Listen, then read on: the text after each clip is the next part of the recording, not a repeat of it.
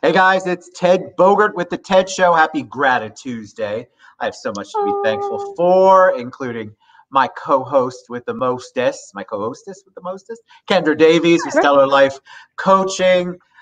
Today has been an interesting, fun, exciting day, but we're not here to talk about my day. We're here to talk it out. How are you, Kendra? Yes, I'm well, darling. I am well. Thank you for having me, as always. I'm so happy that you were able to make the switch. Yes. We changed our date a little bit because duty calls, and I have a 4 o'clock show on Wednesdays from now on. So now we're 3 o'clock on Tuesdays. But this is unique because I picked this topic. Normally, you pick the topic. So you guys know that means it's on Ted's mind if I pick the topic. And thank God Kendra was kind enough to humor me. Always. And I think it's like super important right now, right? Like there's a lot of opportunity to be all up in everybody else's business right now. Yes. So I think some self-reflection, some staying right-sized and keeping the eyes in your lane on your prize it's an important topic. You know how much I hate this, right? So one of the reasons why I like this topic is because I'm not a fan of stay in your own lane. Even though I say that I'm a fan, I'm sorry, somebody's asking me to share it, so I want to share it. The show. I like to help. I'm a problem solver. And so problem solvers like me tend to get in trouble when we don't stay in our own lane.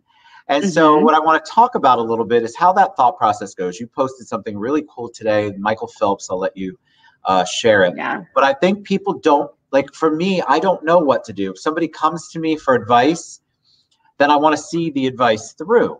That's not necessarily what they're always asking for. Or if somebody wants me just to vent to me, I have a difficult time staying in my lane and just allowing them to vent. Yeah. So there's so many ways to stay in your lane and, like me, deviate out of your lane. But I want to talk a little bit about that. So tell us your thoughts. Let's dive. So the picture that I just posted is actually a Michael Phelps photo from 2016 in the Olympics. And it's one of his competitors watching him while they're competing. And it's Michael Phelps laser focused on the finish line. And the caption is that losers focus on winners, winners focus on winning, right? And so this idea of staying in your lane, when you brought up the topic, this was the instant message that I got for me. But to the point that you were making, it's so interesting because as a coach, people will come to me and they'll say, I have this problem specifically. It's a problem with money, or it's a problem with my work or a relationship. And then like we peel back a few layers and it turns out that it's actually not really that problem. Yep. And so as you're talking about staying in your lane and when people ask you for advice and you want to see that advice all the way through, and, you know, it doesn't sound like staying in the lane is actually important. It sounds like boundaries, one, is important. And it also sounds like asking if what people are actually looking for, because I'm a doer too, right? Like I'm action oriented. This is what I do for a living. You know what I'm saying? Right. You want to change your life? Call me. That's what we do, right? StellarLifeCoaching.com. It's right there. Let's go. But here's the thing. Like you said, some people just need a place to dump. Some people are just looking for a place to vent. They're not looking to change. They're not in action mode, right? And that's totally okay.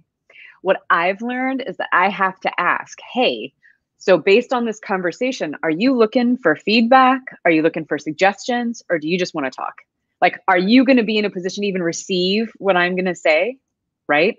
Because a lot of times, if I've got to say something hard, like, hey, this is probably none of your business, right? Like, I think you're inserting yourself into a problem it's not your mountain. You know what I mean?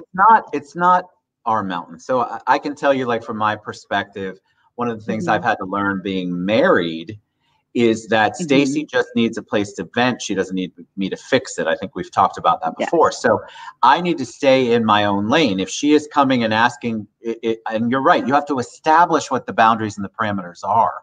And I am not good at asking that ahead of time. I'm just diving in and I'm going to fix it. We're going to all get dirty and then we're going to have a solution at the end. That is not necessarily what people want. No, Stacey just wants to vent. And that's it. I have had to learn over 30 years, and I'm still not good at it, to not want to go in and say, well, F everybody else, we're just going to fix this. Get out of my way. Give me a second. I'm going to take care of all of it. That's not what people necessarily want. No. And it's not necessarily healthy for you. You know, something Agreed. that I learned this years and years ago at a workshop. They were talking about givers and takers, right? Like there's healthy give and take, and there's going to be unhealthy takers and unhealthy givers. And I would definitely identify myself as an unhealthy giver, right? That's like correct. So by the way, I need a give. TV. Huh? I need a TV. Yeah. One of my I am favorite stories. We have established that I am an unhealthy giver, especially in my romantic relationships. I go all in, all the way, super fast. And I'm like, let's get TVs and cars and shit. Like, let's go. So, but the thing is that if I'm going to give in an unhealthy way, healthy takers are going to be uncomfortable with that. And they're not going to want to get in this. Unhealthy takers are going to come in and be like, hell yeah, I want the TV. Bring it. Let's go. Right? What yeah, else I want you that got? watch. Yeah, exactly. right? like they're going to take because I'm giving in that way, but healthy takers won't be attracted to what I'm offering. So I think that when we talk about staying in our lane, it's not just paying attention to what they want, it's recognizing ourselves when we step out of alignment with what we want, you know? Like I do want to be a giver that overwhelms you with love and gifts and spoils you. I do want that. I had to learn that there's a hierarchy to relationships that earn that kind of giving, right? Like I think you and I, you especially in the Orlando community, are a connector, right? So when people come to you with an issue, you're going to say, oh, I know this, I know that, I know this guy, I know that person. We could probably solve this like by end of day today. What time is it now? Do you have time? Do you have a contract? Do you have a pen? True. You know, like you're just like, let's go.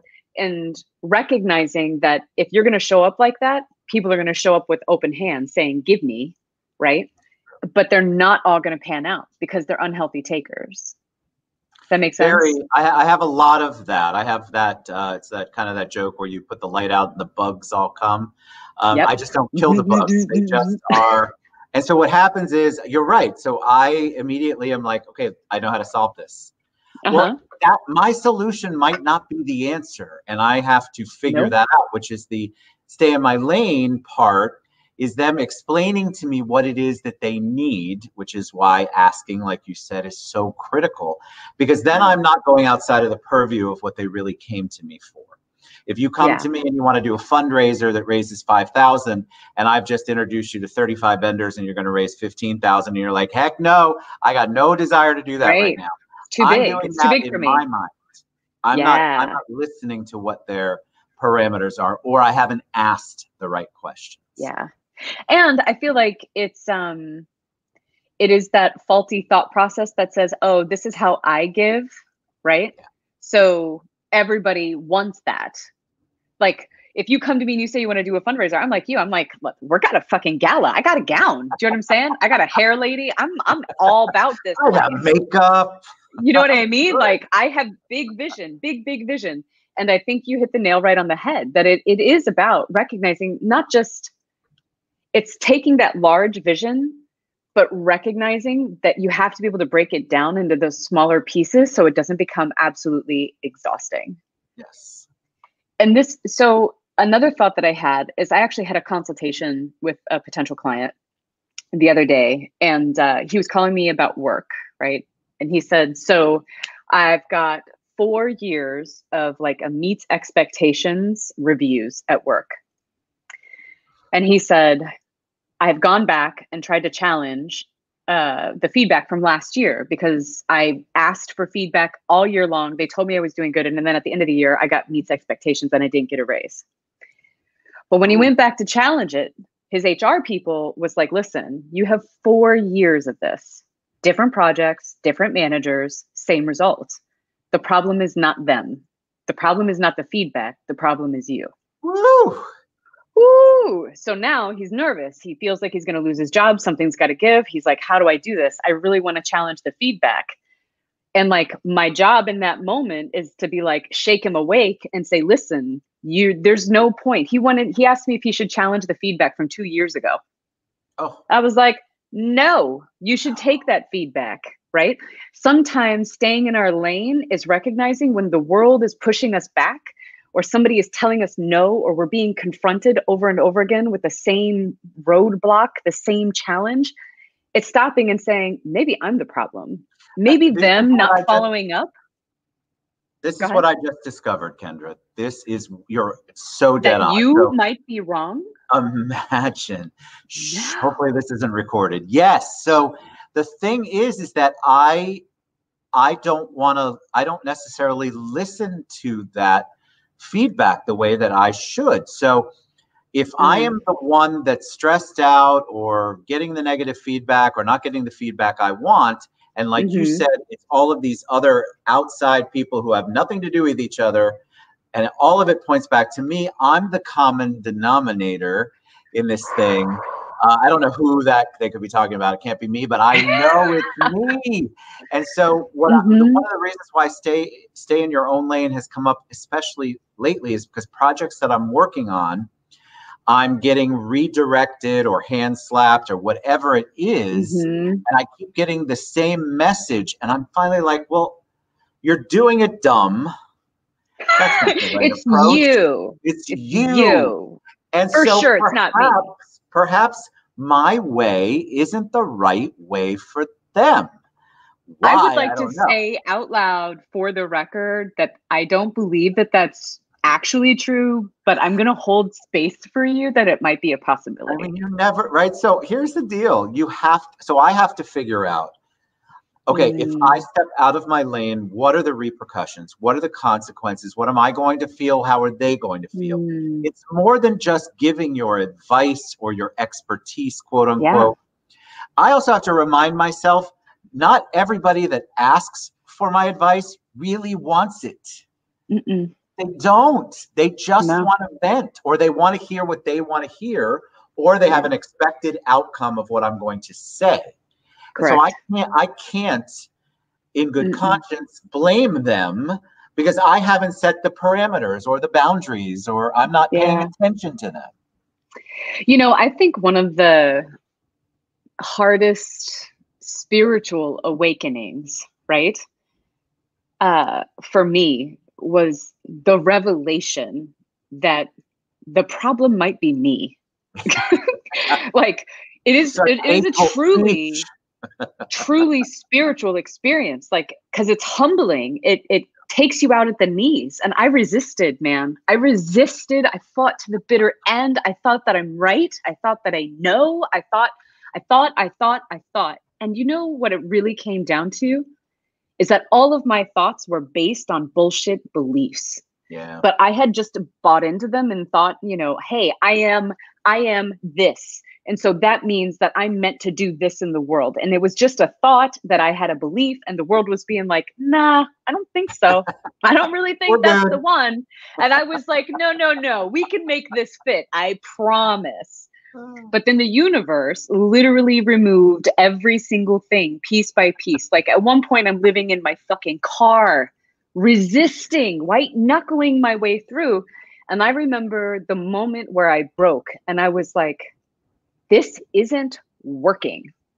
Like, I do not have the love I want. I do not have the relationships I want. I do not have the career I want. I do not feel satisfied. I do not feel content. I do not feel joy. I feel overwhelmed. I feel sad. I feel exhausted. I feel tired of forcing everything all the time. And to me, staying in my lane is saying, I don't fight anymore. You're right. Yes. 2 + 10 is 5. Yes. 100%. Because as an intelligent human being, you know it's not true, but you're right. For your own mental health, your own well-being, your own direction, everything about you, you have to learn to accept that. I'm preaching that. I'm not saying I do it really well. Oh, no, I hear you. You have to do it. Well, I can tell you to do it all day long. I just don't want to hear it about me. Of course. But you know, it's like what's for you is meant for you. Those projects that you're going to shine on are going to come to you. It's when we start white knuckling and like twisting and shaving off the edges, like you're breaking a sweat, sanding shit down, trying to make it fit, you know, like you're putting in more work. I remember putting in more work than the people I was supporting, right? Like, Yes. like, wait a minute, why am I cold calling? What? Like, this isn't even my project. Like, why am I doing this? If Why I am wanted I? more, because you wanted it more for them than they wanted it for themselves. This Amen, is where brother. I have the biggest issue, is because I want it more for certain people and I am getting out of my lane to help them because I think that's what I Hmm. should do or that's what they need. They don't. Mm, They they don't. don't. If they don't want it, then I shouldn't have to want it for them. And Hmm. so it And is I a can tell big you, lesson.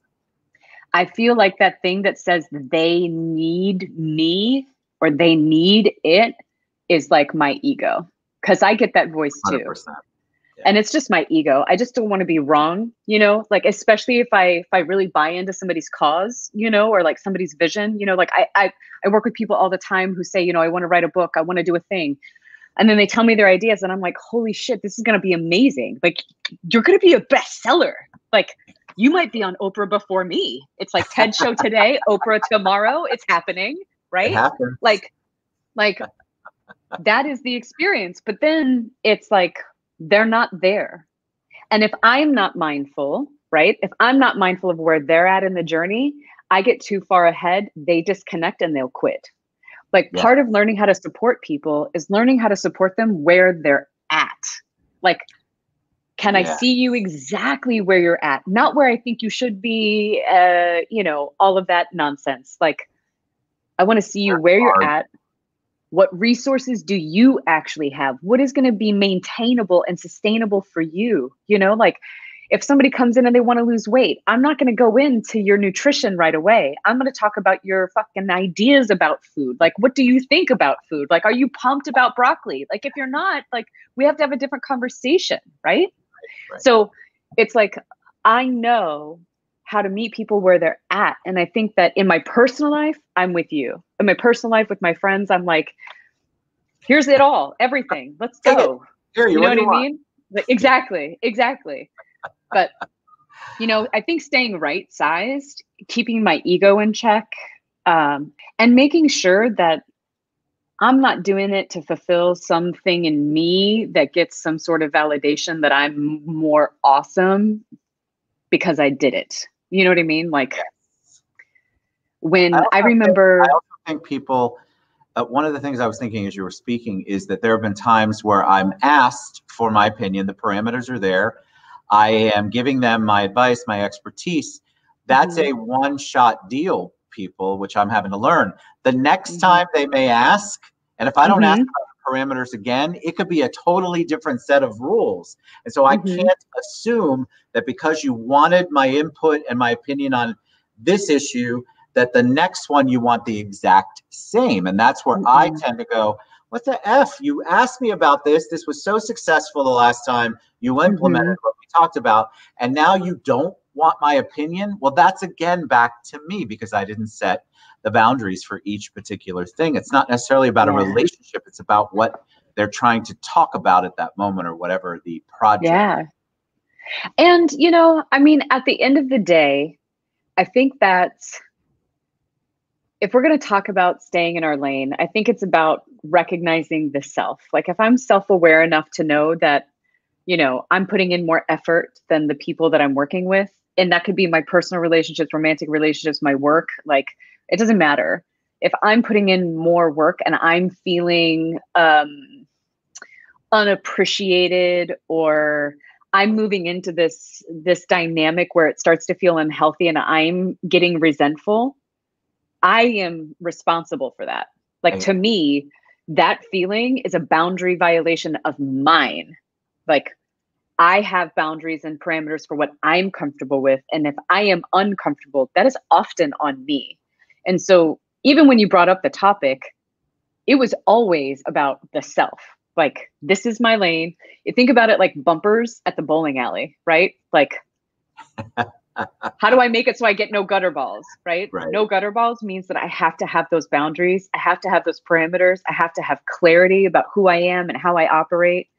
And then I also think that there's an element of this, like the thing that's coming into my head is like not comparing other people's outsides to my insides, right? Like Yes. there's an element of a measuring stick of success that everybody uses in some capacity, and it's usually about comparison. You know, you talk a lot about social media and like what you see and how it looks this way, but you really have no idea what it actually is.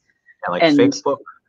yeah. And but like when we're comparing ourselves to these other folks that we think have it all, I mean, I forget who said it, but they said comparison is an act of violence against the self. Right? Wow. Like That's you powerful. cannot, yeah, you can't compare your insides to other people's outsides. Like that will never add up. You will never add up to that because you're getting a curated version of somebody when you look at their outsides. You're not getting the messy insides. So I think that part of staying in your lane is checking your ego, sticking with compassion, sticking to your own boundaries, right? And then making sure that you're not comparing or measuring yourself up against unrealistic and impossible outcomes. And you have to set the boundaries. You have to learn. So one of the things that I think people find difficult is figuring out where that boundary is. And remember, the boundary is yours to set. Mm-hmm. Does that And mean hold. that you might have and hold? You might have different boundaries depending on your relationship. I assume I probably do, but there are still core boundaries that I have that I don't change for anyone. Or at least I hope I don't. I'm sure I do, though. I'm guilty of this. I'm guilty of doing all the things that we're talking about now, which is why it's so important to talk about it. But I feel like people get so upset when they're I feel like it also goes back to voice. So if you've had a voice and you feel like your voice is good, you have to remember that what's good for you is not good for the other, necessarily good for the other person. So the way that I react, the way that I would do it, the way that I would goal set or plan or implement something is completely different than the next person. And even if they're asking for my advice, they still have to take what I give them, digest it, and do it in their own way. And I can't expect them to be the exact way, my lane. I can't expect them to be that way. And it's not easy, folks. If you're a giver or a planner or somebody who gets asked for advice all the time, it is very difficult not to want to just jump in and fix it. Yeah. I don't want to talk about it anymore. One thing, get it fixed. One little thing that you said that is standing out to me, and that is like this focus on outcomes, right?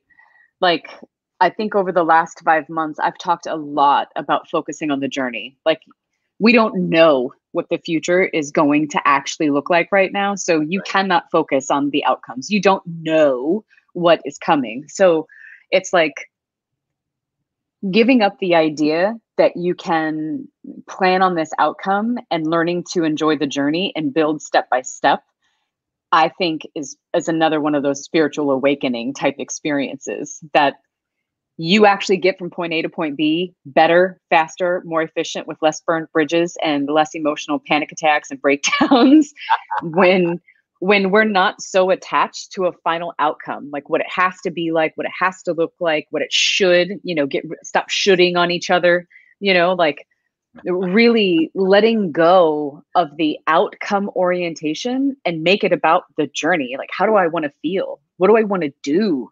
What do I want this to look like? Do I want to enjoy this process?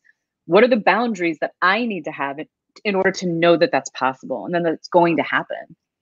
I love that. I think you're right. I think the outcome, especially nowadays, nobody knows what the outcome is of anything right now. I feel like we all feel like we have no control over things and we're trying to control, which is also part of the stay in your lane.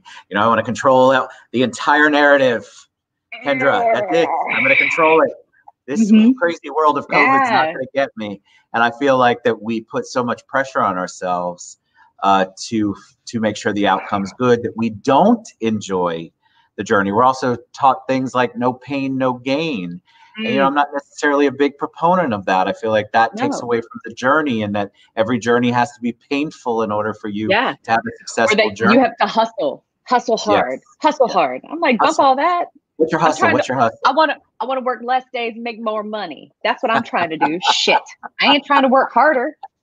I want to work smarter. Thank you. I want to, But I love your thought. I think it does all come back to you and the ego and the barriers and the boundaries that you set. Now, when I say that again, I'm not doing it properly myself. Otherwise, I wouldn't have wanted to talk about this topic so bad. This is like my weekly therapy session. So thank you very much. It's my very pleasure. Hard. I appreciate it. I think it's on other people's minds, though. I mean, you see that a lot. I think people don't right now, especially in the unknown. People really are just trying to dip their toe into different things, and they're getting burned. And there's patterns, and I think people just need to figure out kind of where you're at. But you have to establish it, like you said so clearly. You've got to be the person who sets the boundary and the parameter. Yeah. And once you do that, I think that it's really important to. I just want to reiterate, I know we're coming close on time, but like that idea that if I have it in my head that I'm helping them, right? Like I'm helping them, but I'm working harder than they are. I'm not actually helping them. Correct. I'm not actually meeting that goal or that outcome that I'm striving for. And I feel like at the end of the day, that is a more accurate measure, right? Like when, I did this talk for a women's group on goal setting, right? And I said, I want you to prioritize joy, like rate it on a scale from 1 to 4, all of your goals. And you only take 3s and 4s. That's it. If it's a 1 or a 2, we're going to get through your 3s and 4s, and then we'll come back to the 1s and 2s. And let me tell you, the amount of resistance that is met, right? When I'm just like, choose things that bring you joy. If it doesn't bring you joy, don't do it. You can come back to those things later. I'm just saying focus on the things that are going to bring you joy now, right? Just consider it. Because what happens is we get so focused on that outcome that we lose sight of the journey. We lose sight of the joy that we can have in building the life that we want, instead of just being so focused on that end outcome of having the life that we want. And on that note, how do we reach you and your brilliance? What's the best way? Stellar Life Coaching, obviously social media. Yes. How do you want them to reach out to you? Yes, you can message me on Facebook. You can contact me via my website at stellarlifecoaching.com. My phone number is also on the website. You can text or call that phone number. If you have any questions or you want to connect, I offer a free 30-minute consultation. I do lunch and learns for businesses and small groups. I do workshops and retreats. So if you have any needs on how to grow and develop your relationships, and your teams, I'm here to support you. Fantastic. All right. That was a joy. I learned a lot. Yay. I learned it's all about you, not about me. I'm so glad you were taking notes. I mean, I've progressed. I've definitely made myself progress. Thank you for all of your insights. Thank you so much, Kendra. We'll be back next week. I don't know what the topic will be, but I'm sure it will be roll the dice. You never know. All right. Love and appreciate you. We love and appreciate all of you. We'll see you back soon. Mwah. Bye, guys. Thank you. Bye, guys.